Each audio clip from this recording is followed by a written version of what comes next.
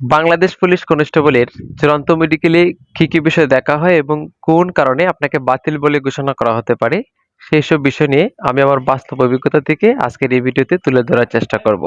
ধৈর্য সহকারে সম্পূর্ণ ভিডিওটি দেখবেন, অবশ্যই আপনার অনেক অনেক উপকারে আসবে। শুরুতেই আপনার চূড়ান্ত মেডিকেলটি অনুষ্ঠিত হবে পুলিশ কেন্দ্রীয় হসপিটাল রাজারবাগে। সেখানে আপনাকে প্রথম টেস্ট করা হবে বুকের এক্সরে, অর্থাৎ বুকে কোনো হাড় ভাঙা আছে কিনা। যদি আপনার বুকে মেজর কোনো প্রবলেম না থাকে তাহলে অবশ্যই আপনি এক্স-রেতে উত্তীর্ণ হবেন। সেক্ষেত্রে আপনি বেশি বেশি করে দুধ খেতে পারেন, যা আপনাকে একটি এক্স-রে ভালো রিপোর্ট দেবে। দ্বিতীয়ত টেস্ট করা হবে আপনার রক্ত পরীক্ষা। রক্তের এমন কোনো টেস্ট নেই যে আপনার পরীক্ষা করা হয় না। এজন্য আপনার শরীর থেকে 2 থেকে 3 সিরিজ রক্ত নিতে পারে। এজন্য আপনি বেশি বেশি করে ফল ফ্রুট খেতে পারেন, যা আপনাকে রক্তের যোগান দেবে। তৃতীয়ত যে টেস্টটি করা হবে সেটি হচ্ছে ইউরিন অর্থাৎ প্রস্রাব পরীক্ষা। আপনি মাদক আসক্তি কিনা বা প্রস্রাবে কোনো বড় ধরনের প্রবলেম আছে কিনা।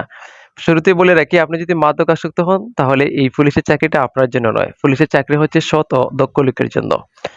এরপর যে টেস্ট করা হয় সেটা হচ্ছে আপনার চোখের পরীক্ষা, চক্ষু 6/6 আছে কিনা।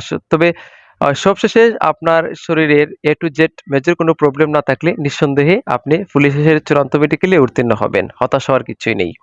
এবং পুলিশের চূড়ান্ত মেডিকেলে আপনার এই প্রেশার টেস্ট করা হয়।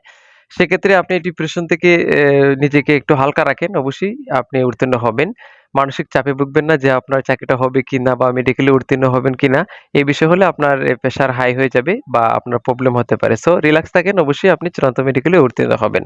ভিডিওটি ভালো লাগলে আমার চ্যানেলটি সাবস্ক্রাইব করবেন। ট্রেনিং এ কি সামগ্রী নিয়ে যেতে হবে, কিভাবে ট্রেনিং ভালো করে আপনি কাটাতে পারবেন, সেসব ভিডিও আমি আপনাদের দ্রুত আপলোড দেব, অনেক উপকারে আসবে। সবাই ভালো থাকবেন, সুস্থ থাকবেন, সাবস্ক্রাইব করতে ভুলবেন না। ধন্যবাদ।